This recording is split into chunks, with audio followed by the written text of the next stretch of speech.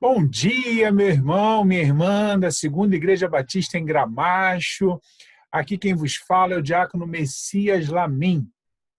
Espero que ao receber essa mensagem, essa palavra, você esteja muito bem. E agora até mais feliz, né? Afinal, nós estamos aos poucos retornando à nossa igreja, podendo estar ali com os demais irmãos, louvando, engrandecendo o nome do Senhor. É um momento, sabemos, de dificuldade, ainda devagar, com máscara, um pouco distanciado, mas é assim mesmo, as coisas vão se ajustando e Deus vai agindo. Não é mesmo?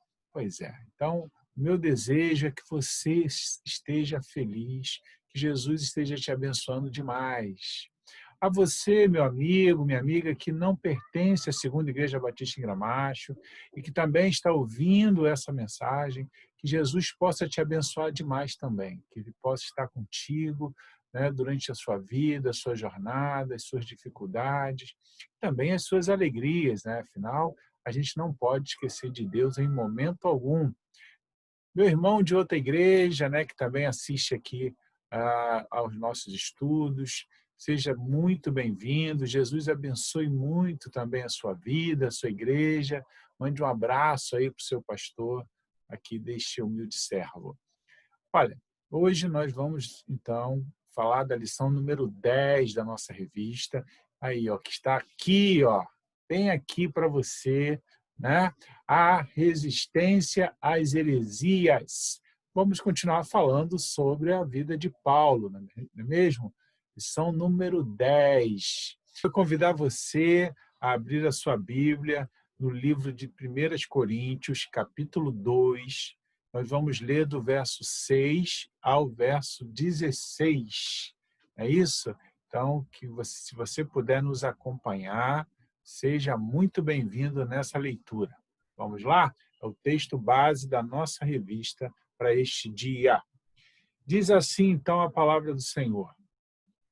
Entretanto, expomos sabedoria entre os experimentados, não, porém, a sabedoria deste século, nem a dos poderosos desta época, que se reduzem a nada.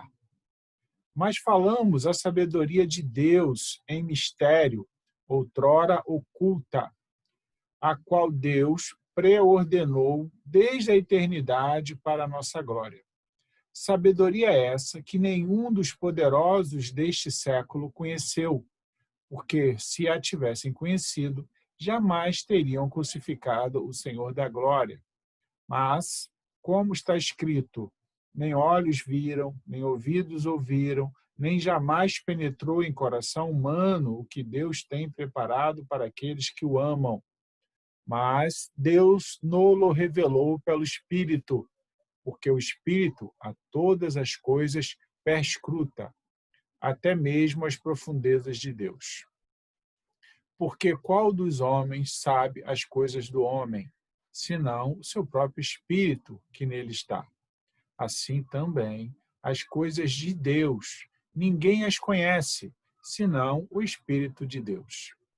Ora, nós não temos recebido o Espírito do mundo, e sim o Espírito que vem de Deus, para que conheçamos o que por Deus nos foi dado gratuitamente. Disto também falamos, não em palavras ensinadas pela sabedoria humana, mas ensinadas pelo Espírito, conferindo coisas espirituais com espirituais. Ora, o homem natural não aceita as coisas do Espírito de Deus, porque lhes são loucura, e não pode entendê-las, porque elas se discernem espiritualmente. Porém, o homem espiritual julga todas as coisas, mas ele mesmo não será julgado por ninguém. Pois quem o conhece, quem conheceu a mente do Senhor, que o possa instruir. Nós, porém, temos a mente de Cristo. Amém? Amém, né? Que texto maravilhoso que Paulo, então, escreve aqui para nós nesse dia, para que a gente possa entender a sabedoria de Deus, aquilo que Ele está deixando para nós ao longo desse tempo. Irmãos queridos, amigos, nós vamos falar então sobre a resistência às heresias, né? A lição número 10 da nossa revista. E eu quero começar compartilhando com vocês exatamente essas mensagens, né, que o pastor coloca para nós aqui nessa revista, falando exatamente sobre o que Paulo começou a fazer com o cristianismo. Porque, na verdade, Paulo traz à luz todas aquelas questões que antes estavam ocultas, né, a todos aqueles que estavam seguindo a mensagem, ou também conhecido como o caminho. Nós já falamos aqui, né, que muitos entendiam que o cristianismo era apenas para os judeus, era apenas para os judeus e não para todas as pessoas. Nós lembramos bem disso, aí falamos sobre Pedro, contamos um pouquinho a história dele também aqui na nossa lição. E Paulo, então, começa a desmembrar, né, a trazer à luz tudo aquilo que Cristo realmente precisava que fosse dito para que o evangelho chegasse a todas as pessoas, sem discriminação, a todos os povos, né, com uma missão que ele nos dá lá no finalzinho do livro de Mateus. Ide por todo o mundo e pregai o evangelho a toda criatura. Não é verdade? Pois é. Então, Paulo começa a desmembrar esse evangelho, começa a trazer à luz, de fato, a missão de Cristo. E a missão de Cristo é que o evangelho fosse entregue a todas as pessoas. E ele batalhou, lutou fortemente por isso, né? Para que a mensagem chegasse a todas as pessoas. E nós vamos perceber, ao longo dos livros de Atos, assim como também de Coríntios, toda a sua carta, que Paulo luta fortemente para que esse evangelho aconteça. Luta fortemente para que a mensagem seja entregue conforme Jesus assim determinou. Então, nós vamos encontrar ao longo da palavra de Deus muito essa questão fortemente ressaltada. Ou seja, onde entender que o evangelho era algo novo e que continuava a revelação dada aos pais, né? Mas não tinha mais nenhuma relação com o judaísmo.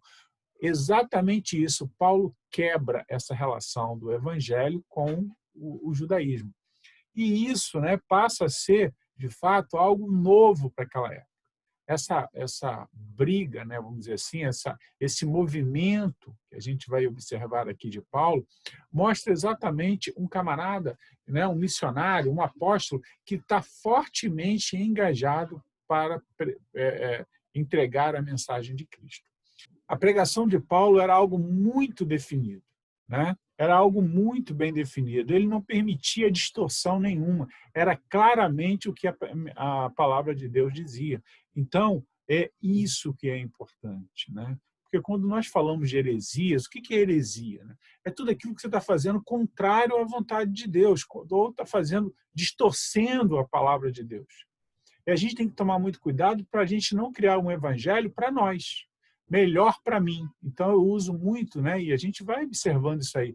Muitas pessoas pegam textos da Bíblia isolados e que falam coisas boas para ele e usa aquilo. Olha, irmãos, me perdoe, amigos, me perdoe, mas não é esse o verdadeiro evangelho. O verdadeiro evangelho, ele nos coloca numa posição de confronto o tempo todo. E é isso que Paulo vai fazer. Ele nos coloca em xeque o tempo todo. Se você criar uma rotina de estar falando com Deus, orando, pedindo a Deus cada vez mais sabedoria, você vai entender uma coisa que é primordial para a vida de um cristão.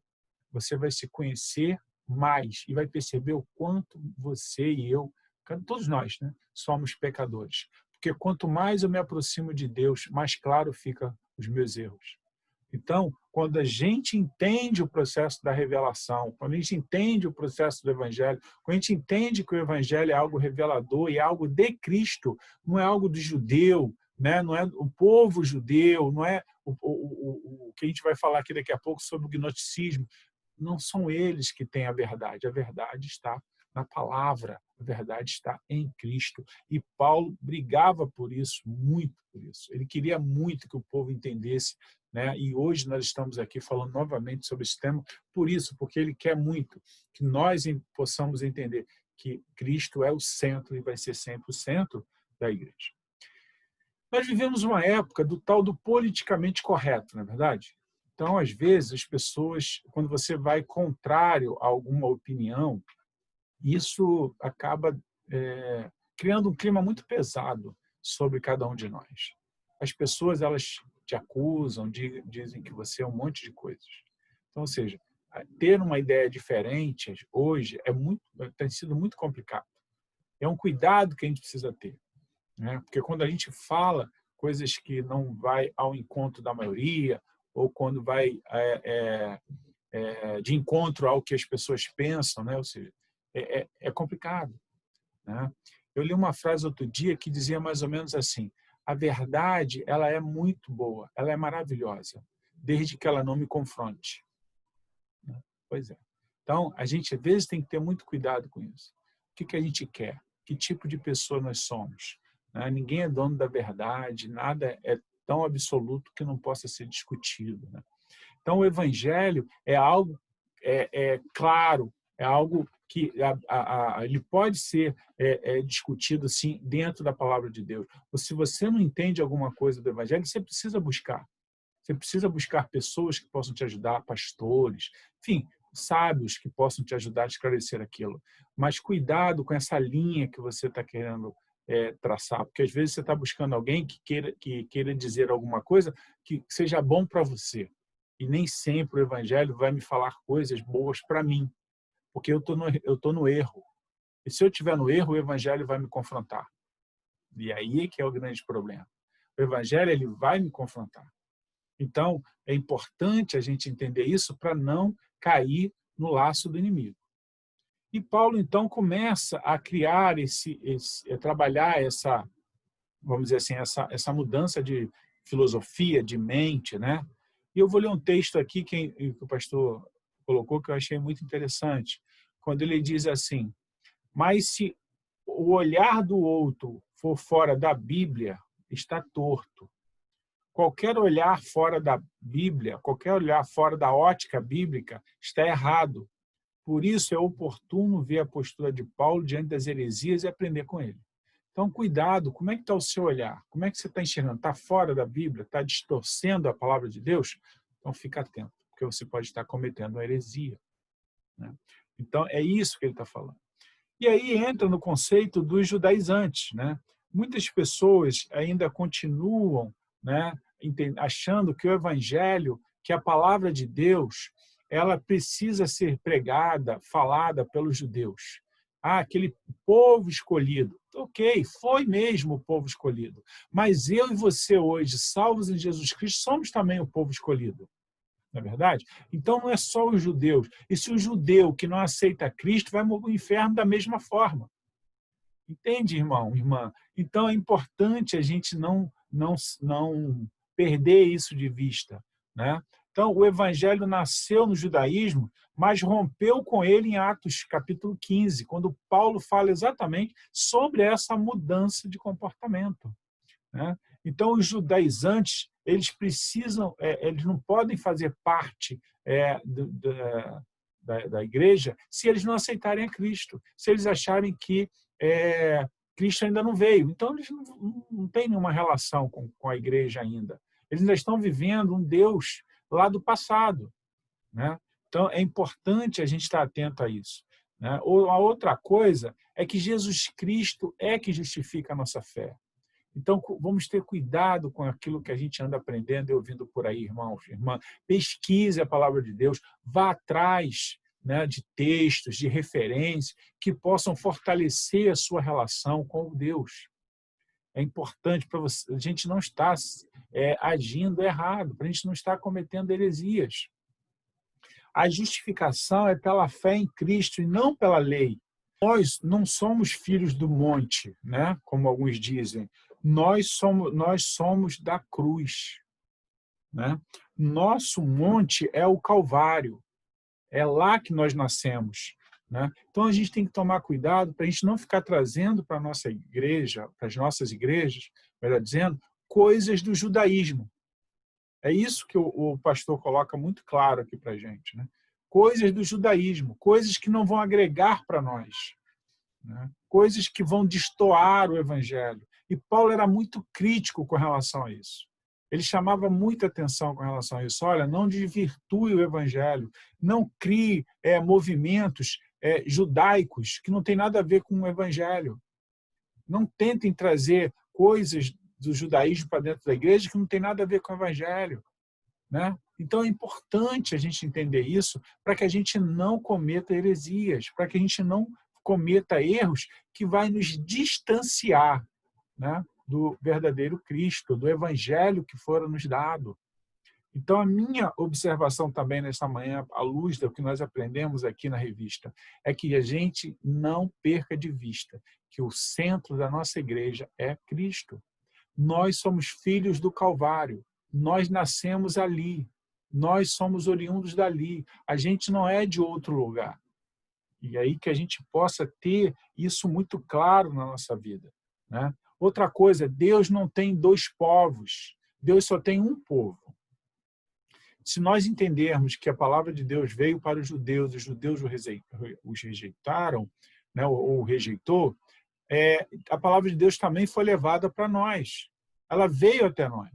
Então, o povo judeu que aceitou a Cristo e nós que aceitamos a Cristo somos um povo só. Raças diferentes, mas em Deus um único povo. Amém? Em Deus um único povo. Então, temos que ter muito cuidado com relação a isso, para que a gente não cometa o erro de achar que o povo judeu é que é o povo. Eu não sou povo de Deus, eu sou povo de Deus, meu irmão. Você é povo de Deus, porque você é salvo em Jesus Cristo. Então, não perca isso de vista. Não deixe isso passar, tá bom? Outra coisa importante é que somos filhos do Calvário, somos filhos da cruz, né? E não da lei. A salvação não vem pela lei, mas vem pela graça, por meio da fé, né? Gálatas 2,16. Então, você vai olhar e vai ver exatamente isso. Nós não podemos esquecer, irmãos, que Cristo é o nosso Salvador, para a gente não confundir isso aí. Tá? Então, primeira fase é isso, a gente entender esse Deus que nós servimos. Ide por todo mundo, pregar o evangelho a toda criatura. Muito bem. E a partir disso, uma vez salvos em Cristo, nós somos um único povo. Seja você brasileiro, africano, americano, canadense, judeu, não importa. Você é um povo só para Deus. Pode pertencer a culturas diferentes, mas você é um povo só para Deus. Tá bom? Segundo ponto, gnosticismo. Olha, nós já estudamos sobre os gnósticos, né? O gnosticismo, ele foi um movimento, na época que Paulo criticou bastante, que pregava um Cristo carnal, pregava um Cristo que não morreu necessariamente na cruz, né? Mas ele pregava um Cristo, um homem, ele pregava um Cristo que era um homem sábio apenas, né? Então, ensinava que a salvação vinha pelo conhecimento, e ele ignorava a cruz. Olha só que coisa terrível, né? O conhecimento deve nos levar para a cruz, né? Conhecer o Deus, servi-lo, amá-lo, nos direcionarmos a Ele, e conhecermos Ele deve nos direcionar cada vez mais para a cruz, para o céu, e não o contrário. Não é o conhecimento que me salva. O que me salva é a graça de Cristo e a fé que eu tenho nele. E assim também é o teu caminho, assim também é a tua luta diária, não é mesmo? Muito bem. A partir disso, então, nós vamos perceber uma crítica muito forte de Paulo a esse grupo, né? Então, lá em Atos 8, 9 a 24, nós vamos encontrar exatamente essas referências que Paulo condena, que ele critica, né? Principalmente, lembra do Simão, mago? Pois é, ele fazia parte dos gnósticos, né? Segundo os relatos. E aí Paulo criticava, eles debateram sobre isso lá, né? Até que Paulo expulsou o demônio. Então, é importante a gente tratar as questões a partir do que a Bíblia coloca para a gente. E aí a Bíblia deixa muito claro que a sua verdade, ela é a verdade. Não tem outra verdade. Não é isso? Conhecereis a verdade e a verdade vos libertará.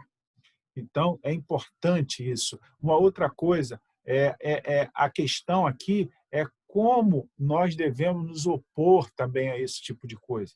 né? E como você se opõe? Se opõe conhecendo a palavra, conhecendo a mensagem, conhecendo o Deus que você serve. Se você não conhece o Deus que você serve, você realmente vai cair nos laços do inimigo. Então, a gente precisa entender que Cristo veio, morreu por mim na cruz, né? Ressuscitou o terceiro dia. E nós seguimos a esse Cristo, Filho de Deus. Tá? Então, Paulo pregava isso o tempo todo, né? Alguns gnósticos eles eram muito docéticos, né? Como diz aqui, né? Ou seja, o parecer, porque diziam que Jesus não era carne, apenas parecia carne, né? Então, na verdade, eles acreditavam que Jesus nunca foi um homem, né? Nunca foi homem, ou seja, o Deus que sofreu tudo aquilo que sofreu porque ele era Deus, então ele pôde sofrer. Olha só, irmão, desmerecendo a Cristo, né? Então, era importante a gente entender isso. Para os gnósticos, Cristo não morrera na cruz. A mensagem da cruz é central no ensino de Paulo. Ele vê a sabedoria gnóstica como falsa. Isso mesmo, né? Então, é muito importante a gente entender. Mas tem outro ponto aqui que é bom falar. Paulo, ele não ignorava a sabedoria humana. Tá? Deixamos claro isso aqui. Não ignorava a sabedoria humana. Ele ignorava aquele tipo de movimento. O sábio, como ele era uma pessoa sábia, ele era um cara culto, estudado, ele entendia que isso era importante para o ser humano. Mas aquele modelo de sabedoria, aquele movimento que a igreja, que aquelas pessoas, faziam naquela época, isso realmente Paulo ignorava.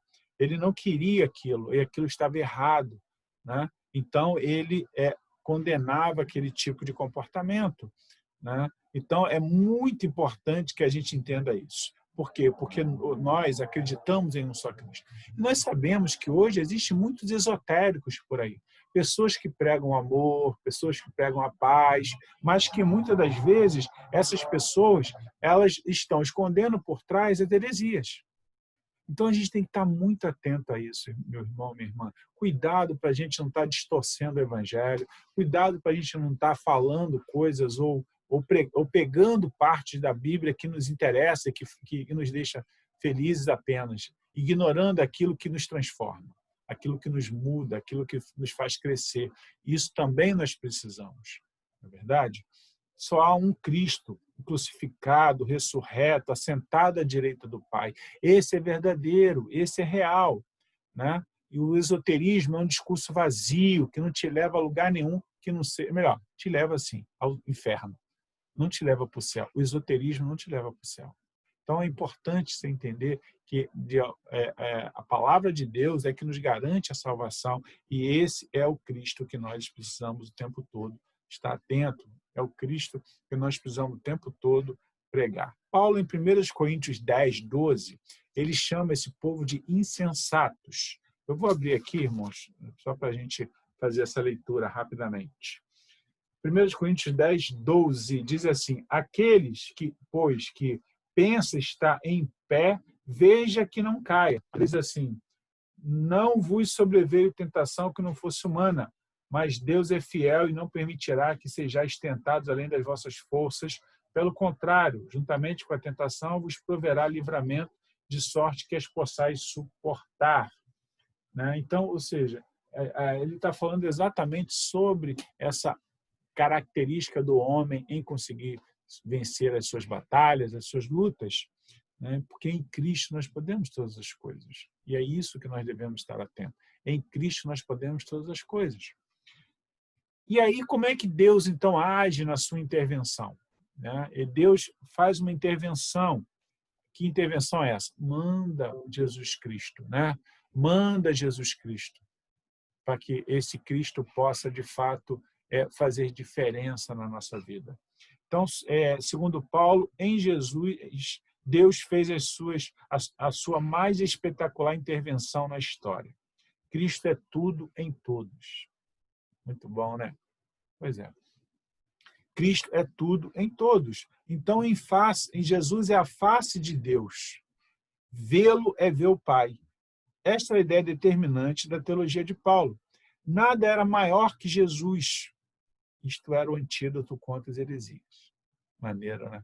Pois é. Qual o antídoto contra as heresias? Cristo. Maior do que todos. Cristo Senhor. Não é verdade? Então, a gente tem que estar muito atento a isso, né? As heresias, elas mostram um Cristo insuficiente. Irmãos, tem muitas pessoas aí que são salvas em Jesus, mas depende ainda de ajuda humana para conseguir se realizar, né? O pastor até faz algumas colocações aqui. A pessoa é salva por ele, por Cristo, mas fica preso de demônios, de maldição de palavras, de maldição hereditária, e precisa da reza forte de um guru para quebrar as maldições. Que tristeza! Um Cristo fraco e demônios fortes. É esse o Cristo que a gente serve? Não é esse. O Cristo que nós servimos, ele nos salva e ponto. Isso mesmo. Está vendo, irmãos? Isso que é a questão aqui. O Cristo que nós servimos é um Cristo salvador. E eu não posso ficar na mão de outras coisas. Eu não posso ficar minha vida na mão de pessoas, de pastores, de gurus. Eu estou na mão de Deus, de Cristo. Entenderam? Essa é a questão. Então, se Cristo salva a pessoa, entra na sua vida, mas não consegue transformá-la e livrá-la do maligno. Isso é o que a heresia prega. Cristo não é assim. O Deus que nós seguimos, o Cristo que nós seguimos, é um Cristo que nos salva. É um Cristo que nos transforma. É um Cristo que tem todo o poder sobre nós e faz a diferença nas nossas vidas. E é isso que nós precisamos ter a certeza a cada dia. Nós não podemos depender de outra coisa que não seja dele. Ele é o Senhor. Ele é o nosso Salvador, né? Então, nós não precisamos de mais nada que não seja Deus, né? Então, o salvo não precisa de mais nada, né? Além de Cristo, em Cristo ele já tem tudo, né? Então, é importante isso, irmãos, a gente lembrar de uma coisa. Volte a ter Cristo no centro da sua vida.